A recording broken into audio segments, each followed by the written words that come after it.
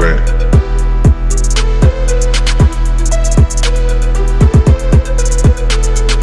Comix Vet. Captain Marvel, Disney's first female-led superhero film in the MCU, is directed and written by the team of Anna Boden and Ryan Fleck, who most notably are known for their work in the small pictures and indie films, which also brought us Brie Larson, who stars as Captain Marvel, aka Carol Danvers. Now, in this movie, she is stuck between this war of Krees and Skrulls, and she lost her memory. She's trying to figure out who she is, how she fits into this picture, and it's a movie of her trying to figure out who she really is, and realizing that she has so much more power than she's ever realized, and she really is like the most powerful person in the MCU thus far. And we know that Kevin Feige has pointed out that up to now she is the most powerful, which is why I think they brought her in so they can go ahead and challenge Thanos after the events of Infinity War. Now, the good things about this movie, what I liked, it's only a little bit. Now, I really like the acting from Ben Mendelsohn as the bad guy. He did a really good job, and he's had a recent history of playing the bad guy in movies like the Star Wars film. He was in Dark Knight Rises as a bad guy, so he really has figured out a way to be the protagonist, to be the antagonist in these films, and he did a really good job in this one. Now, I know a lot of reviews that have come out early have said how he's been, you know, the bright spot in this film.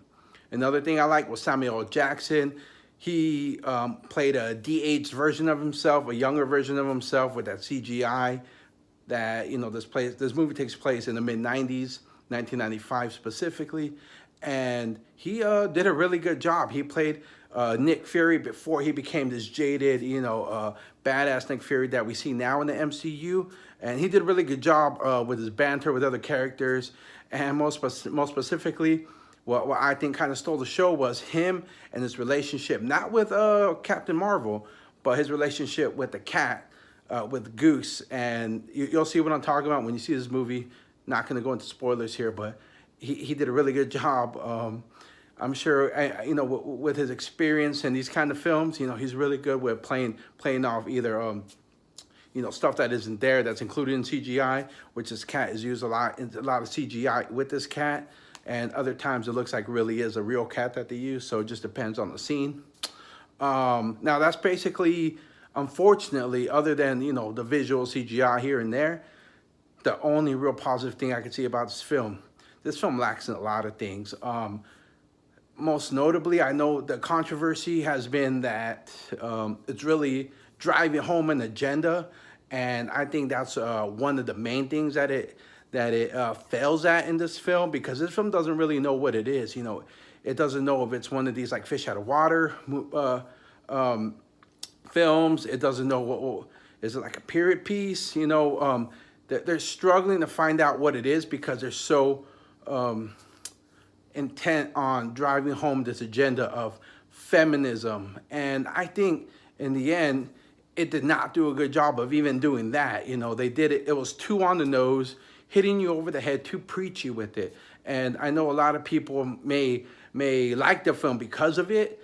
A lot of people we know have been turned on even before they saw it. I kind of had an open mind. I was like, hey, you know what it is? I know they're trying to drive it home as the feminist piece, Captain Feminism, and so on. But now that I see it, now that I saw it, it really doesn't work. And there's no better way to compare it than with Wonder Woman from 2017. DC did it a lot better here. And I know there's this whole DC versus Marvel. If you like one, you have to hate the other, and so on. But, I mean, this is a perfect way to compare the two, where Marvel was late to the game. They tried to catch up with the whole feminist thing, and they really struck out here. Wonder Woman, it was a lot better done, the better character. And Gal Gadot, she's not a great actress. Brie Larson is an Academy Award winner. She was not that good in this film. She's bland. She's really plain. She's real wooden. There's no real emotion with her. And I get the whole thing. You want to make a superhero into this stoic being, but here it backfires, you know, because we've seen in the MCU the way they've had the heroes. You know, they had Captain America, Thor, Iron Man, all of them. They're these flawed individuals who show emotion, who aren't these stoic beings who are just too powerful for us to relate to. You know, we could relate to them because of the way they're written, because we see their flaws, we see their humanity, and so on. With Captain Marvel here, they just made her too overpowered. It's like there's no way for us to relate to her, and I just think that had to do with the writing team of who also directed it. They're just in over their heads here. I think this is the first time Marvel finally has found a time where the small picture team that they got couldn't handle the limelight. You know, the Russo brothers came from smaller pictures, and they were able to handle this well. They're able to write characters and direct these movies to where we all loved, and we were able to relate to these characters on a lot deeper level. Captain Marvel is just a real superficial film, and I think this is one of the times where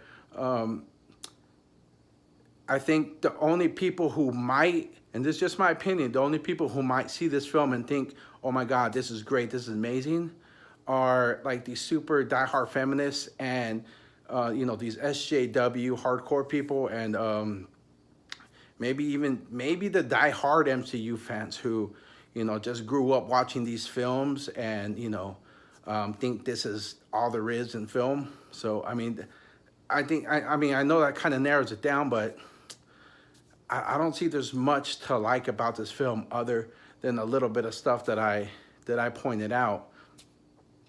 The story, it suffers a lot. It's really weak. It's plain cookie cutter story, cookie cutter villains, cookie cutter characters. Again, Marvel really needs to step up its game. Disney, this came off, you know how like the whole MCU has so far been real like episodic in nature. You know, it's like watching a TV show. You know, every week there's a new episode, and you have to watch it so you could continue to know what happens throughout the season. And that's how it is in the MCU. You got to watch the new movie. You got to watch the one after that so you can follow along with the storyline, because there's an overarching storyline that's led up to Thanos now after this 21st film. And just like in TV series, there's you'll get these filler episodes that have nothing to do with the overall plot, or might touch on it here and there, but are kind of standalone in their own right, where if you miss it, you pretty much don't miss anything important that's going to happen throughout the season. This film, basically like Ant-Man 2, is one of these films where you could miss it for the first time. You could miss the film. You don't even have to watch it, and you won't miss anything that happens. You know, this isn't one of those films that you need to see, you know, in order to watch Avengers Endgame, because, you know, you're scared of missing out some important detail or information that, you know, is laid out in this film. And this is not that kind of film.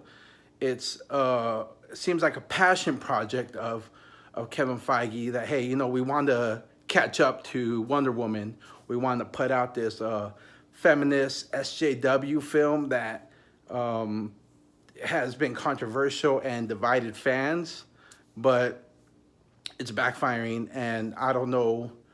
I think they can get past this, because this is just a one-off, it seems. I don't see them trying to push forward another, you know, feminist-only film. You know, they're talking about Black Widow film that they want to do, you know, possibly rated R, and she really isn't that kind of character that, at least the way they've made her so far, to where, you know, like in this film, where it's this feminist-only film.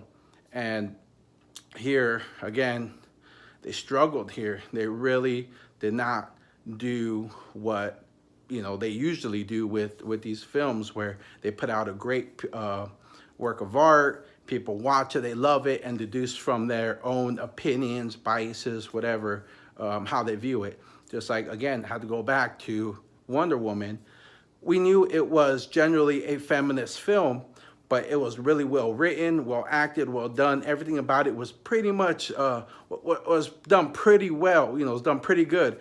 But you know, even then there was people who you know were kind of trolling it, saying, "Oh, you know, this is a lesbian film. This is a feminist film. This is too much." And we didn't see that hurt the film in the end. Here, I think it was too on the nose, too blatantly hitting you over the head with it, and they're paying for it, I think. I mean, I think when you see it, and I'm not going to say you shouldn't see it, make up your own mind based on either my review, on other people's reviews, word of mouth, so on.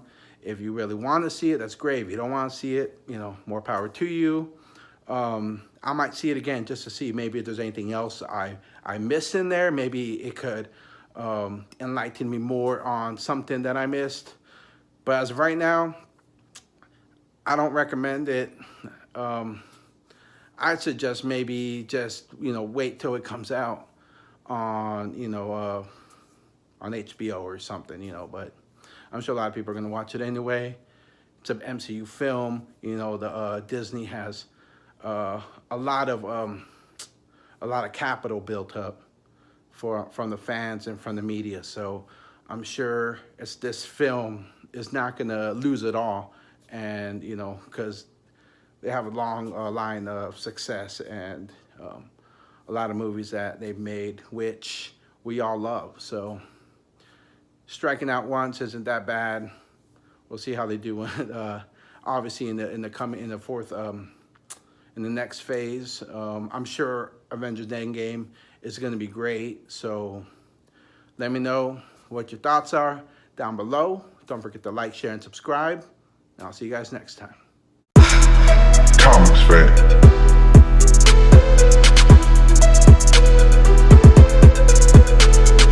Comix, right?